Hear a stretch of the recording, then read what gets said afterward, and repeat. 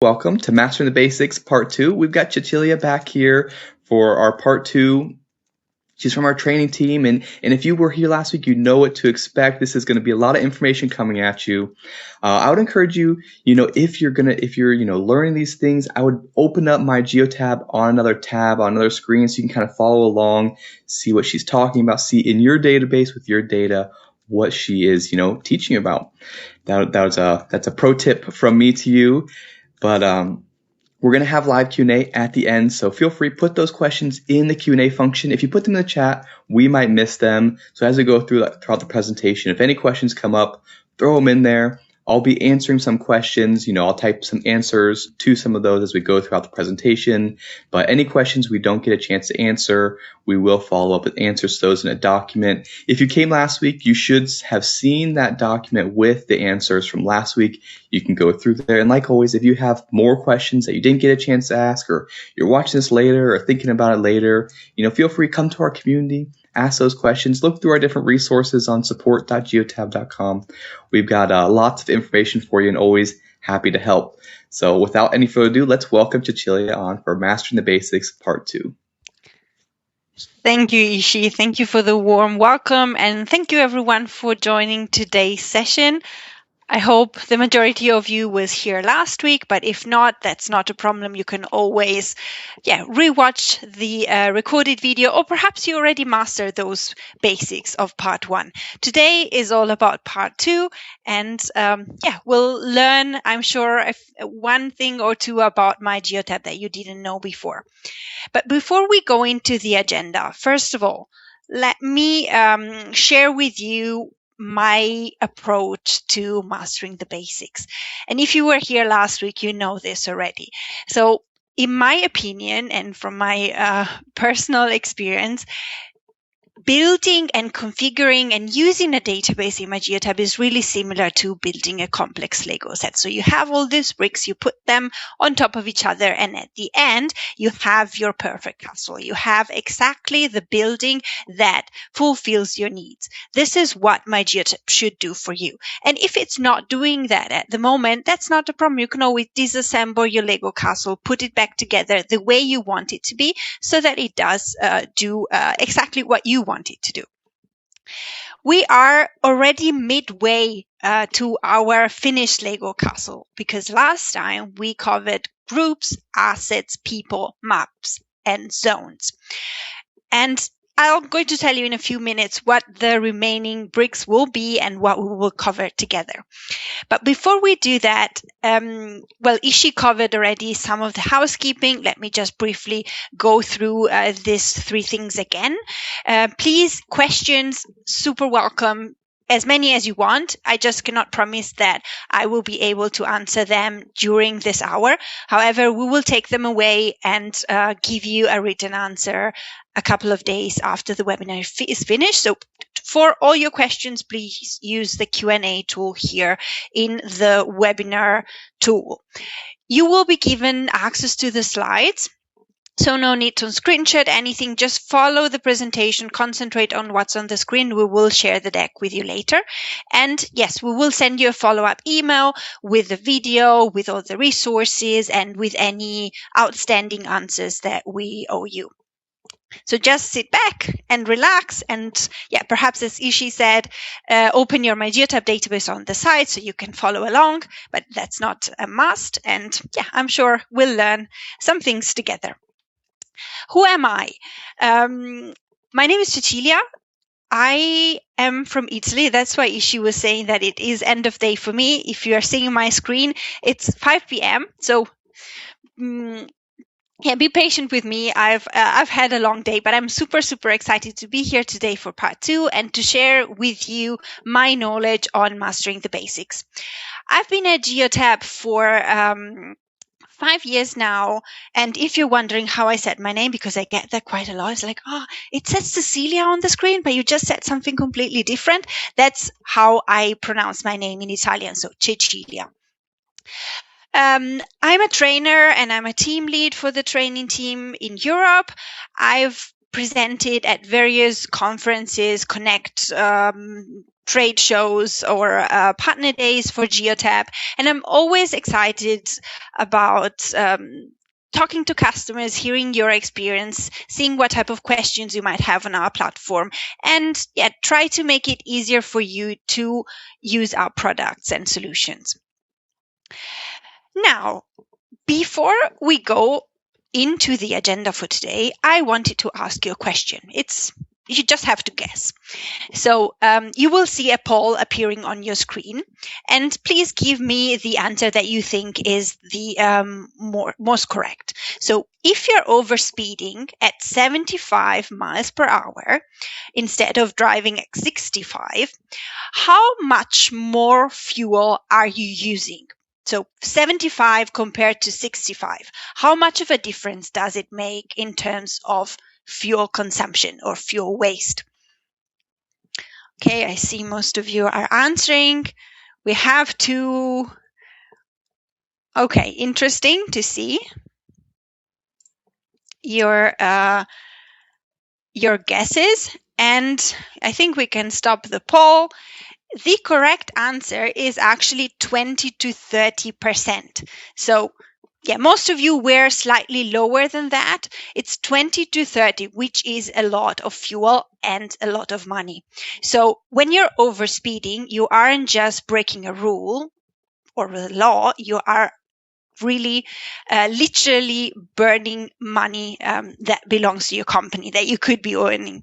So why am I asking you this, and why did I post this question up front? Because in this session today, we are going to see how MyGeotab, with its different functionalities and pages and so on, can help us and help you, first of all, spot and then measure and then finally reduce overspeeding or reduce any behavior that is costing you additional money at the moment. And we are doing this with a fleet that I made up that if you were here last time, you already know. So we are accompanying Jackpot Guardians. They are a Las Vegas-based money transport fleet. We're accompanying them into their journey to become a Geotab customer and becoming fully proficient in using the platform.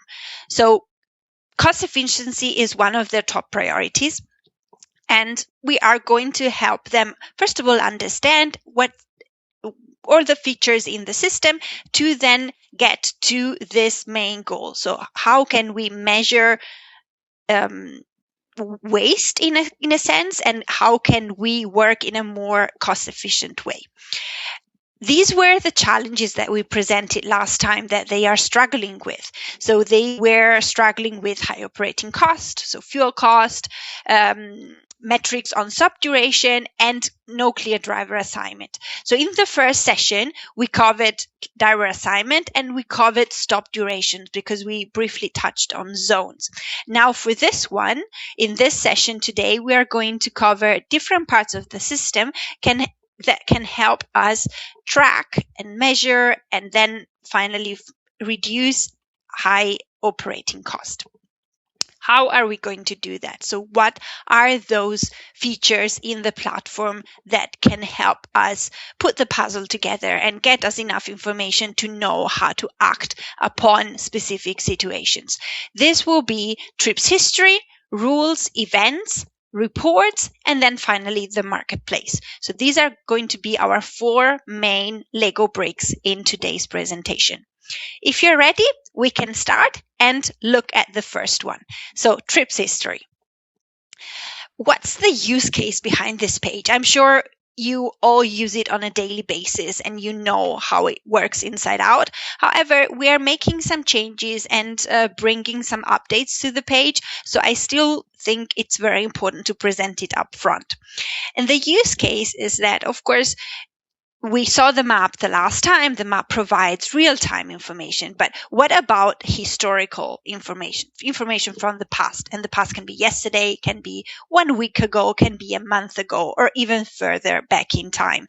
Jackpot Guardians need this type of visibility. They want to know where the vehicles were, what the drivers were doing at a given point in time.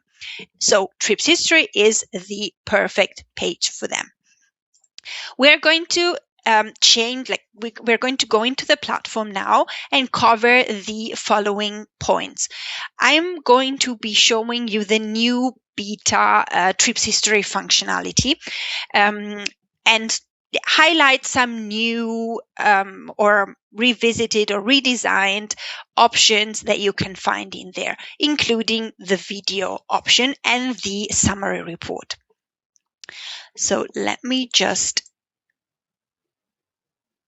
do this. First of all, for those of you who are not familiar with the concept of beta feature, I highlighted this on this slide so that you know even later after the presentation how to go and activate these. These are profile settings. So if you change something in those settings, you're only doing it for yourself. You're not affecting the whole database. So if you go into your profile and then beta features, you'll find a list of functionalities. Let me do this for you. So here we are, profile. You see I have my options, my language, and so on. And I have this tab here, beta features. So in here, Geotab collects functionalities that are not fully in production yet. They are, I would say, like 95% ready for being put into production, but they are still in development. And why do we put them here for you to test? We want to collect feedback. We want to have people test our products before they actually hit the market so that we can be very quick and agile in reacting if something's not working as it should or as you would like it to. So you have here a whole list of features that we are working on that we put out at your disposal for you to check and try out. And if you don't like it, or if there's something that in your opinion is not working as it should, you can always let us know. One of these features is trips history. So you see I've already activated it. So when I go into the page under productivity, I will see this new design. MyGeotab tells me straight away that this is a beta page, so that I know it is perhaps not 100% ready, or it might have some, I wouldn't say bugs here and there, but it can be a little bit unstable in comparison to other pages. And what can you do here? So if you now click on beta, you're able to send feedback directly from this page. And this is extremely important to us. So make use of this option to talk to us, to talk to our product managers and send us your opinions. We don't take it personally. If you don't like something, we want to know. And if you do like it, also, of course, use this option and tell us. What's on this page right now? So if I open trips history, I can see and I can go back in time to see the activity of my fleet. I can look for specific assets. I can look for specific drivers. So you see here at the top, I only have the asset filter, but I have now a whole list of other filters here on the side. So if you want to use the driver information to start your search, that's also totally fine. Then the standard period that we show is the last 24 hours. However, you can go back in time as long as data is available. We usually keep everything in the database for a standard period of 2 years. You can check in your own database, in your settings that have also moved. They are now here, system settings. There is something called purge schedule. In there, you'll find how often we purge the data on your database. So as I said, our default time period is 2 years. We do not delete anything for a whole 2 years time. And which means on here on the trips history page, you will be able to go back in time. Just pick the custom option, and then you have a calendar and you can search for whichever period you are interested in having a look at. The page will then show you the activity on a given day. And for example, let's say I want to look at this vehicle, HD1. I can now unclap the whole history and see the activity with a breadcrumb trail. Here I can always also go to the map and see the activity in real time. So I can see the speed, I can see the general speed limit on this road. And if we go more here into central Toronto, you will see that some of these breadcrumb trails have changed the color. Why is that? We will talk about this a little bit more when we go into rules and exceptions. However, just so you know, these are moments where the system has logged an event. So in the rules, you can configure whatever you want to be monitored as an event.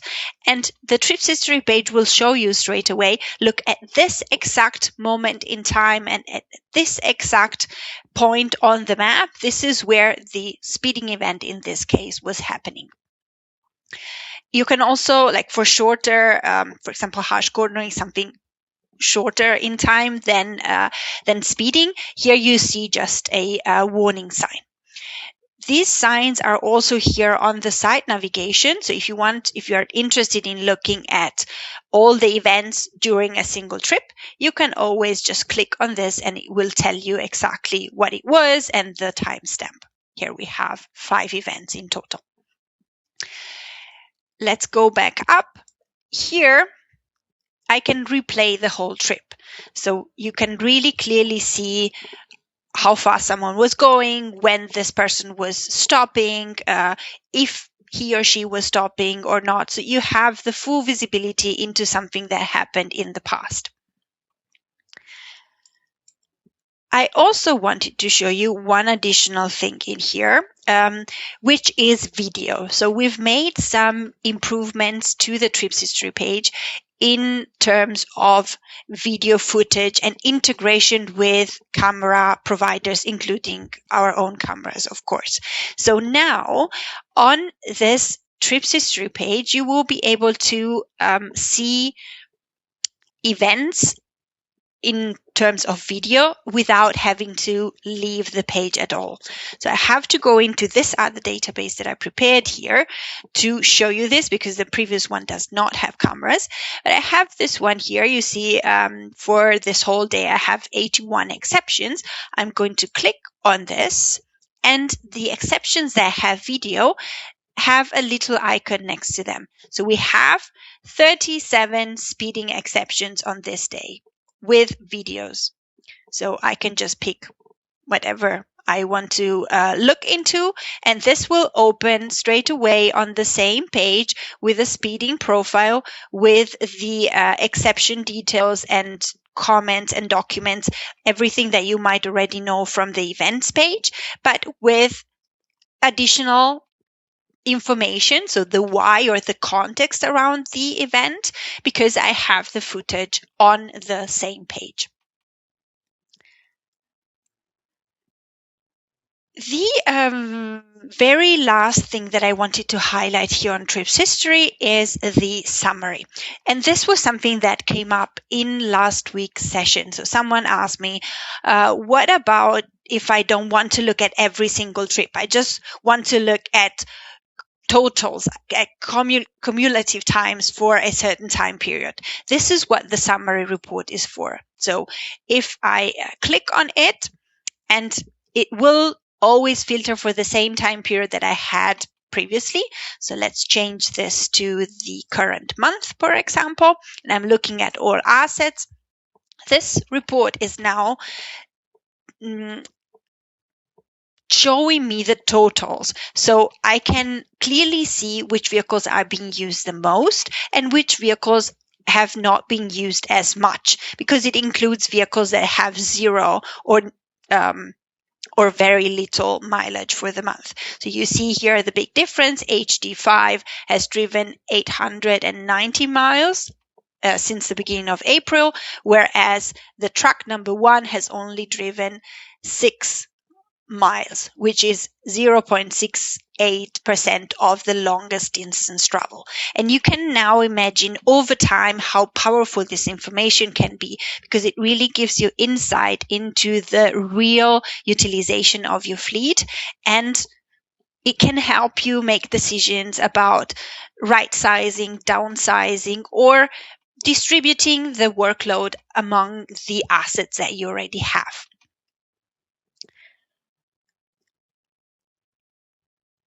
I believe we said it last time, but let me just say one more time.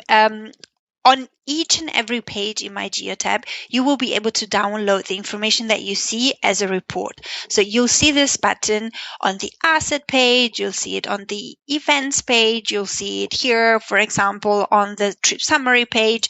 So it means that what you see on the screen, you can download. You can download as an Excel file, or if you click on the three dots, as a PDF file. So if you want to take it outside of the system or do some customization, that's where you would begin. Good. All right, then let's take one step forward and talk about rules and exception events.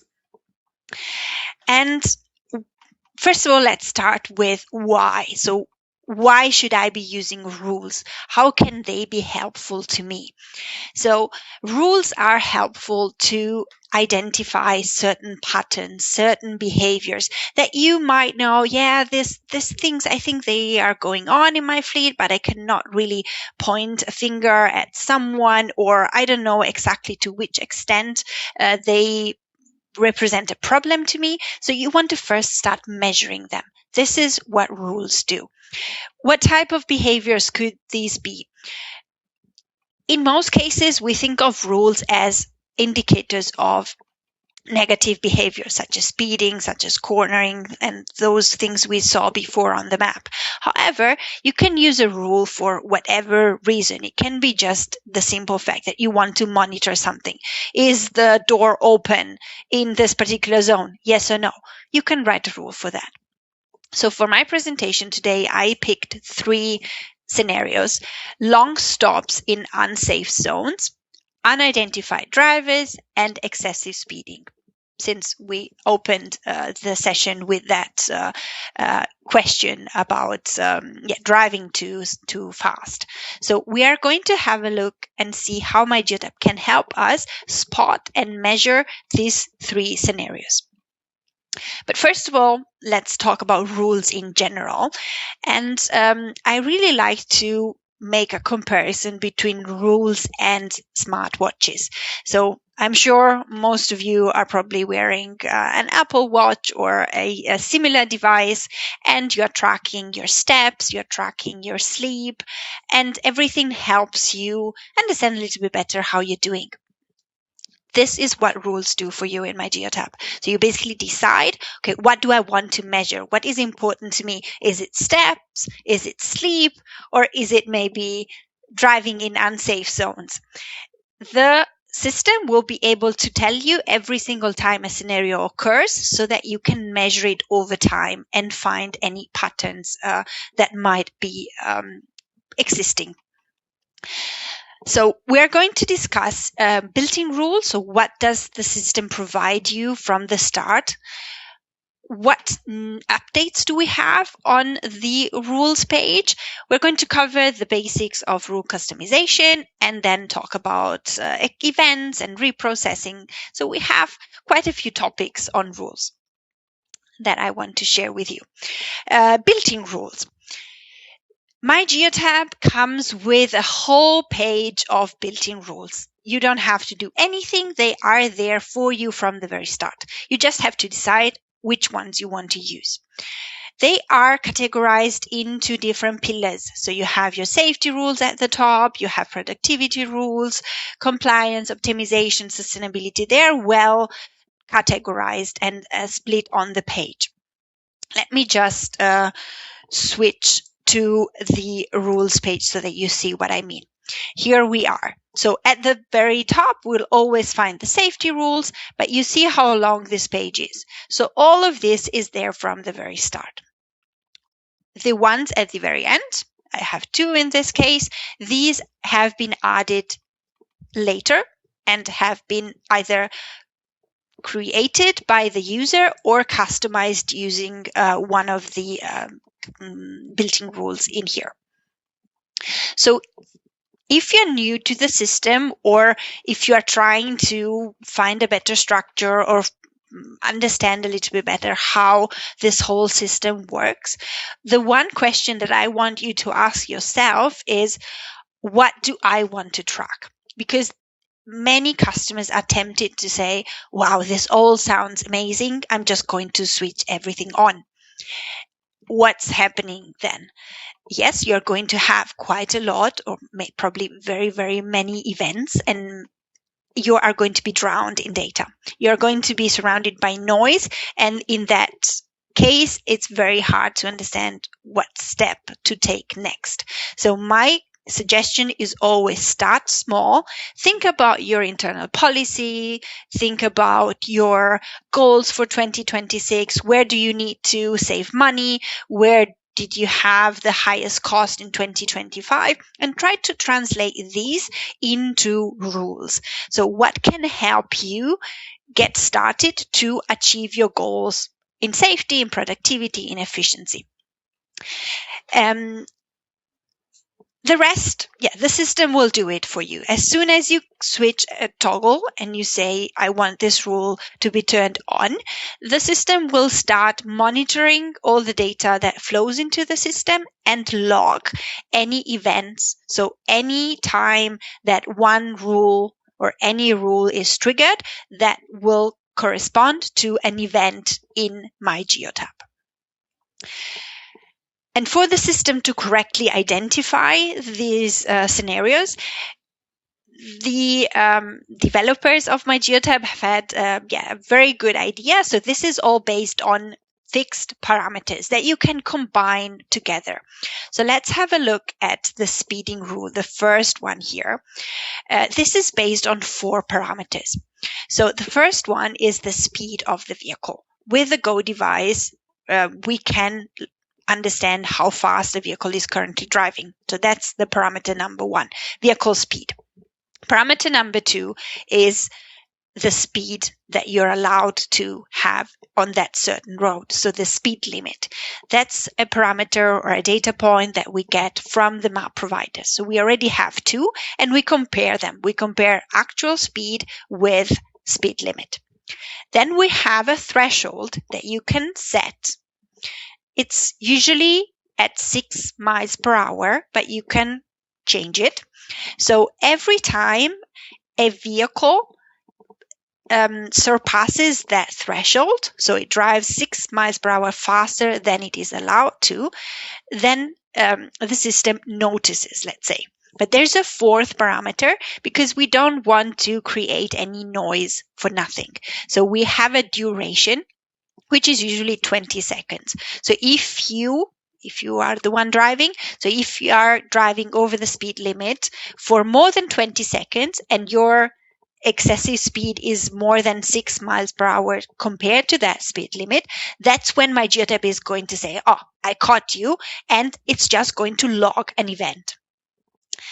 So there's no finger pointing here. It is simply the fact that you start measuring what's happening, that you can put a number next to those scenarios and say, okay, look, this is very important to me because I see so and so many people speeding, whereas this other situation might occur every now and then.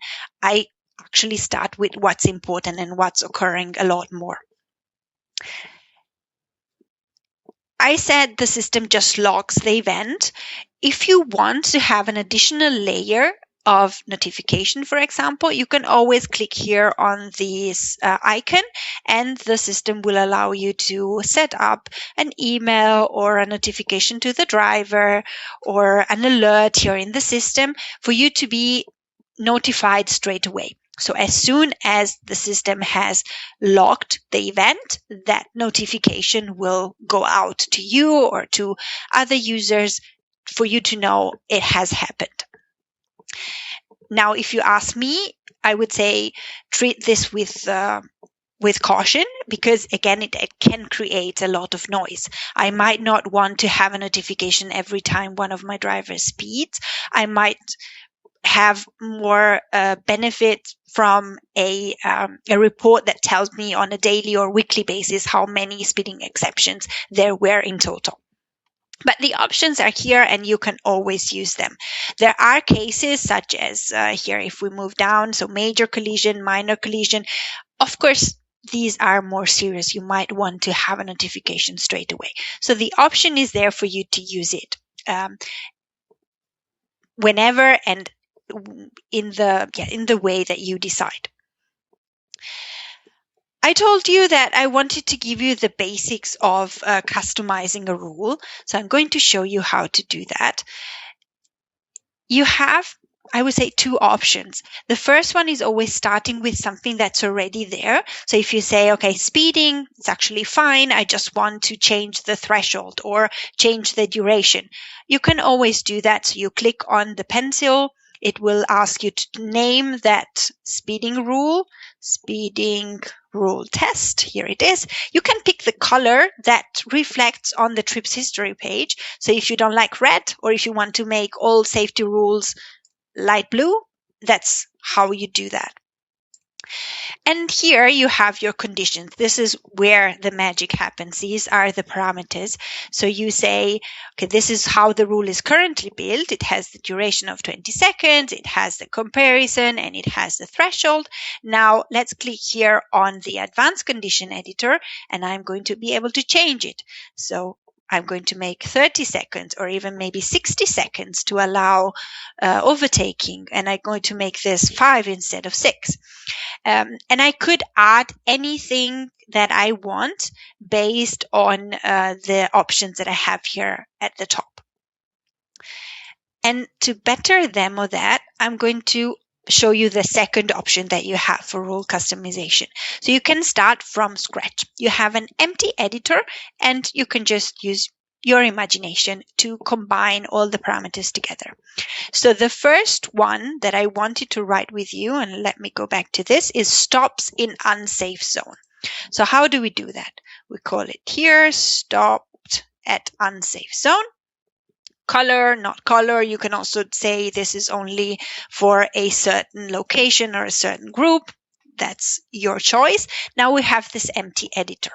So the keyword here is zone. So we want vehicles that are stopped at unsafe zones. So I created a zone type that collects all the zones that are unsafe, in my opinion. So I have it here, zone type, unsafe zones. Now, what's the action? So is it entering the zone? Is it stopped? In my case, it's stopped. So I'm going to select this action here.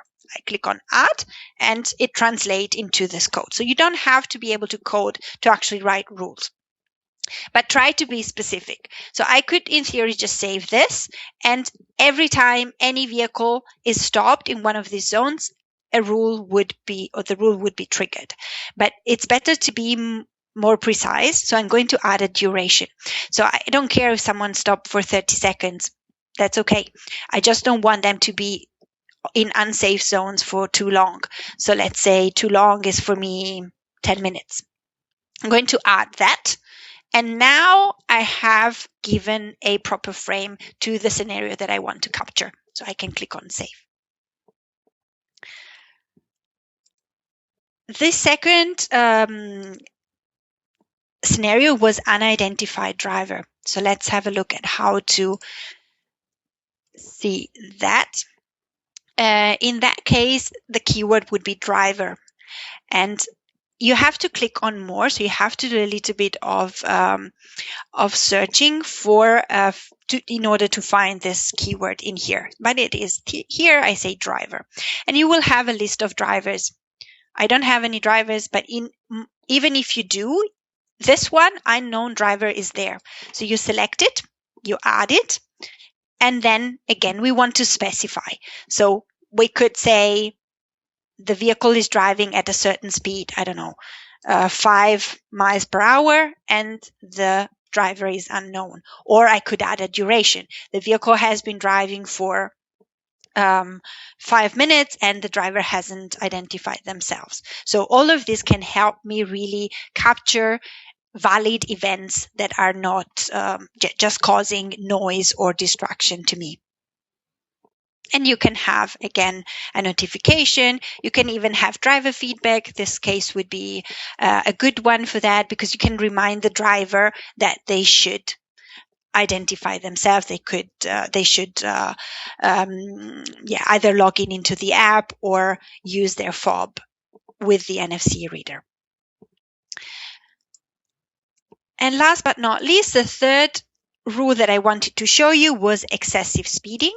I already created this since we are a little bit short on time, but here it is. Oh, all right. And in my case, I just decided on a speed which is higher than 70 and a duration of more than 1 minute. As soon as you create the rule, the system will start monitoring straight away and identify that behavior. But let's say you want to go back in time. So you created a rule today and you want to know if that rule was broken in the past, then you can always go back in time for 6 months and reprocess the data. So you would say, I want to know if this was already done in February, and you select the assets and you select the rule.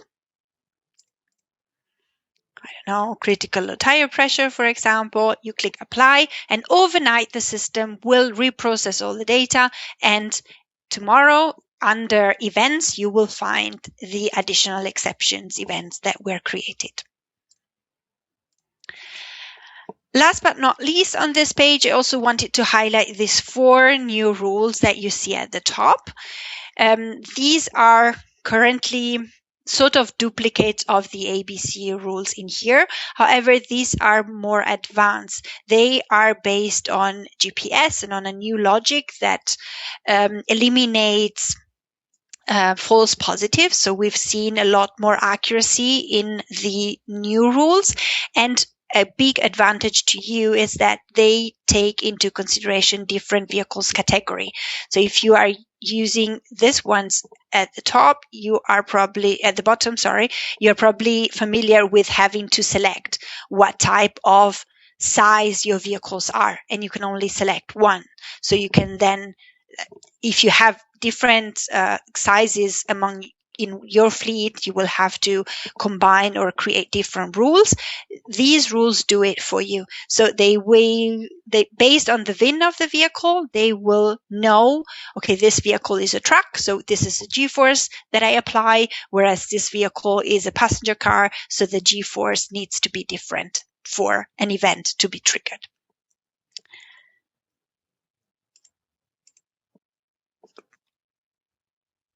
Okay. Let me go one step further. I thought I had a slide for this, but apparently I don't. It's okay. I wanted to show you the consequence. So you have created, you have set up your rules. Where do you see the actual events? They are all under exceptions, and you will see here a full list of all behaviors that were triggered, how often, and the number of assets involved and their duration total. After this, you can dig deeper. So let's say we want to analyze the speeding because it comes up 12 times yesterday alone. So let's look at those speeding events. I just click on them and you see the 4 vehicles that were involved. Of course, I could do this by driver as well if I have that additional information. And here the HD1 has had 7 events or had 7 events yesterday. I click again and you see I'm presented with the whole list of the 7 events. I can see their duration. So this one's the longest, 30 seconds. And here it is. Now I have the most granular view available. I have the full speed details. I have the map view. I can replay here the whole event and add comments or even if I say, okay, this is actually was an emergency or it's not a valid event, I can dismiss it so that it doesn't negatively affect the driver scorecard.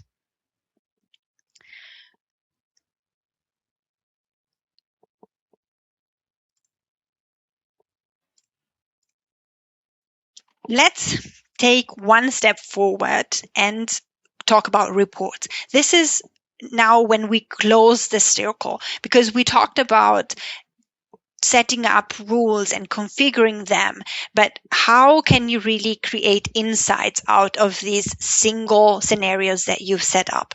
This is what reports do. So you don't want to be looking at individual events, and the fleet manager at Jackpot Guardians very much agrees with you. You need a consolidated view that you can turn into actionable insights.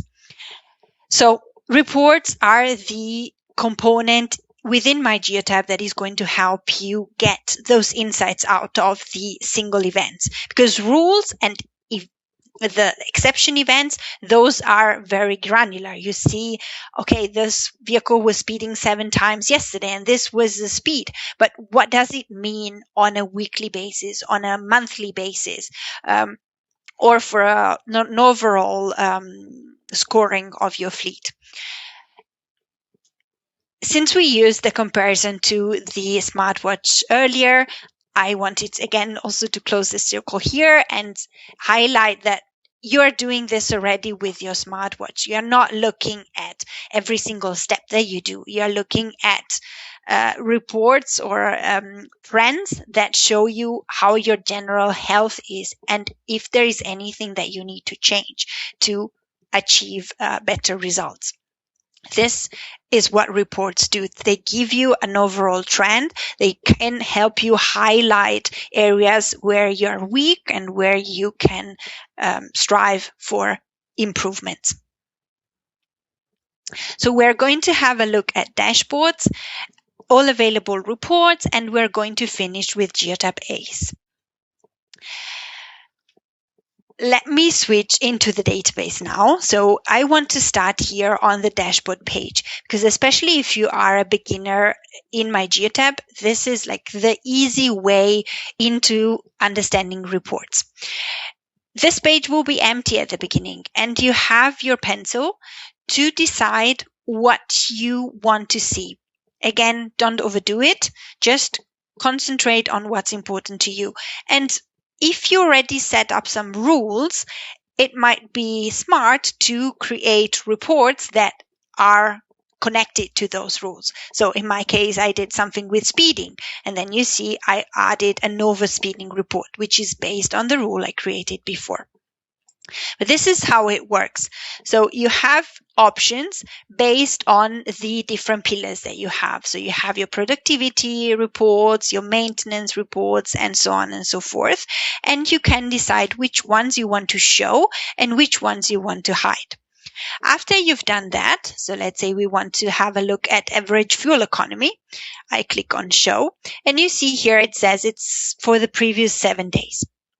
It gives you a general description and a time frame. So when you look at the graph on the page, you will know exactly what it refers to. But you can always go and change it. So in here, we have another pencil that leads us to the page all available reports. Here, I am going to be asked to decide who sees the report, for example. This is extremely important. Is it for everyone? Should every user be able to see it? Is it just me? Or is it a list of individual users? So let's say it's me and Curtis. Here we have the previous 7 days that I mentioned before, but you can change it. So you could say, I actually want this for the previous 30 days because I rather look at this data monthly. Totally fine. Then, and this is where groups come back every time. You can decide, should the report be looking at everything, or perhaps only at a certain location, a certain group of drivers. So you have your groups that we discussed in the first session, and you can pick them here, select them here to say this report is specifically for, let's say here, downtown Vegas.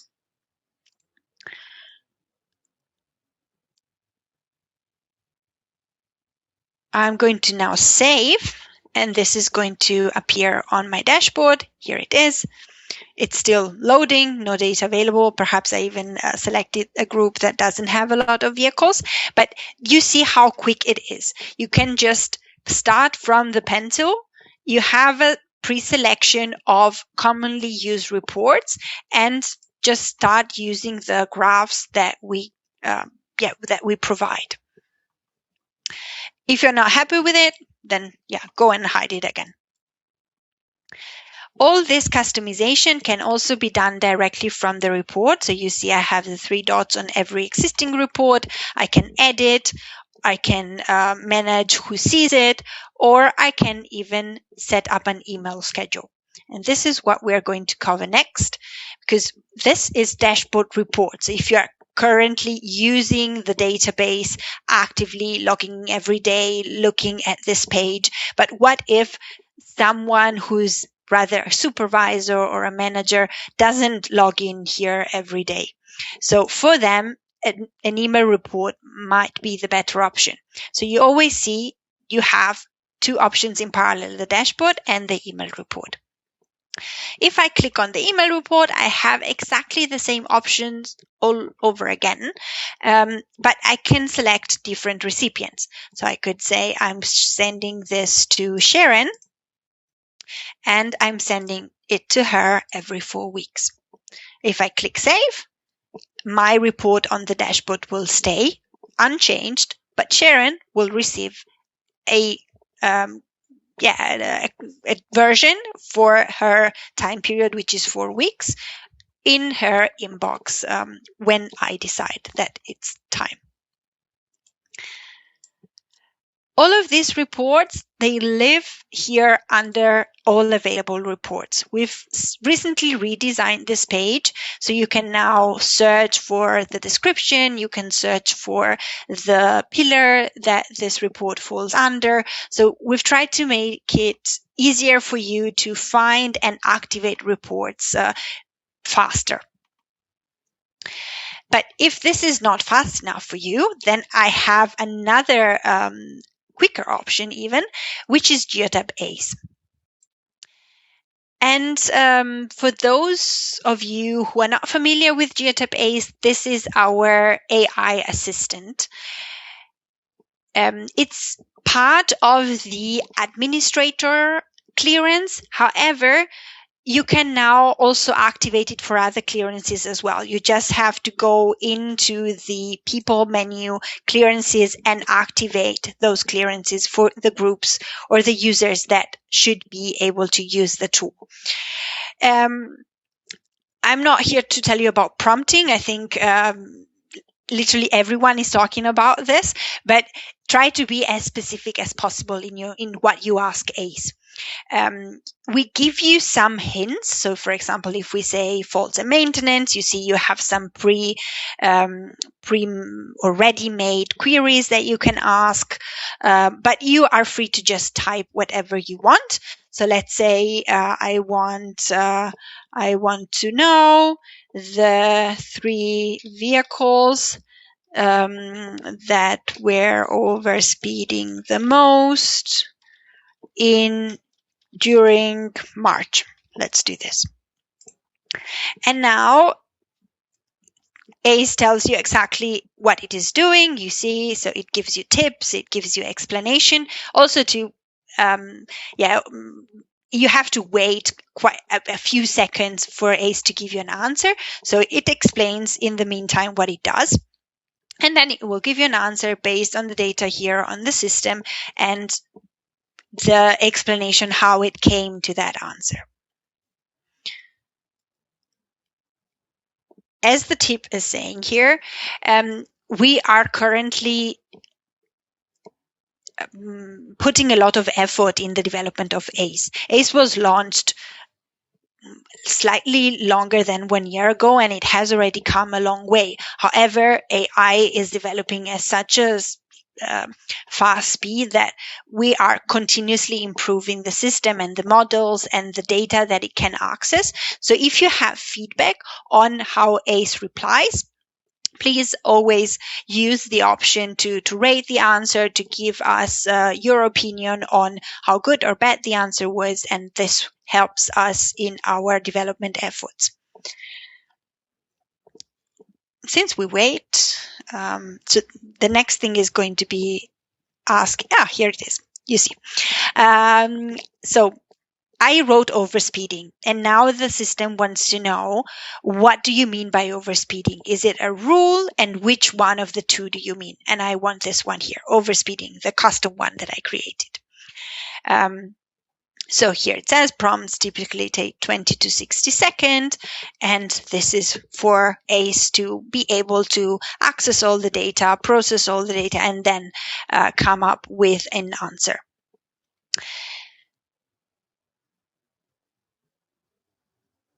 Let's see. Yes, here we are. So we have the 3 vehicles, and that's what I wanted to know. You have the device, time zone, and the number of violations. So clearly car number 1 has the highest overspeeding count. If I had to have a conversation with one of the drivers, I would start with car number 1. The reasoning, this is very important to understand if the reasoning behind it is correct, and you can see and download the information in here. So if you have access to ACE, I would always say, go and try it out, see how you can prompt it to give you the information you're looking for. You can now also use it for some support queries. So if you are curious to try it, give it a go. And this is, you see, we're nearly at the top. I just wanted to add one more topic before I have to say goodbye. And this topic is the Geotab Marketplace. The marketplace is all about expandability, because Geotab does a series of things really, really well. However, we cannot do everything. We are specialized in telematics and video telematics, and that's what we do best. So our philosophy is, if there are other people who do additional products as well as we do, let's just partner with them and offer our customers more options, more functionalities. So Jackpot Guardians is very happy with MyGeotab, with all the capabilities, with the setup that they've now achieved, but they would like, in their case, to add third-party door sensors to their MyGeotab and to their monitoring, but also they want to connect their dispatching software. Is that even possible? And the answer is yes. Since we are an open platform and since we have our own marketplace, we offer third-party solutions via our platform itself. So on every database, you will have the marketplace option that will take you to this, let's call it Snap Store, where you can find additional solutions that are integrated with us. What's the advantage? The advantage is that these solutions are vetted and secure. So there is an onboarding process for every marketplace partner we onboard. So you can be sure that your data is in good hands and is being handled with extra care. You've made it. I've made it. We are at the top of our castle. And we have 5 minutes to spare. So we've covered a lot in today's session and in the last session last week.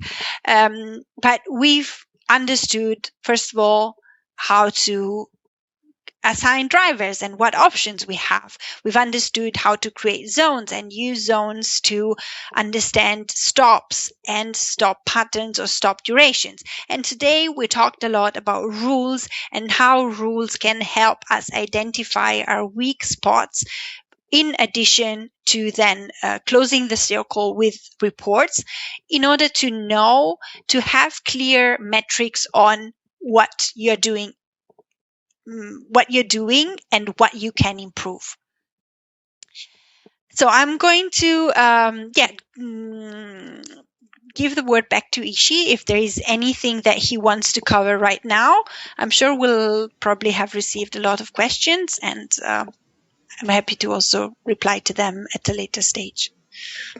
Well, first off, thanks for that presentation. Thanks for part 2. And everybody, thanks for staying here for so long. You guys all hung on till the very end, and hopefully you're now 2 steps closer to mastering the basics. We had lots of questions. I tried to answer a good amount of them. And, I almost thought that it almost seemed like you were reading the Q&A as you're going throughout your presentation, because somebody would ask a question and then you'd answer it in the presentation. So I think a lot of these questions did get answered. There were some that, may have been a little bit off topic, or, other just good questions that need a lengthier answer. So I'll reach out to people individually for some of those more off topic things that you requested help with.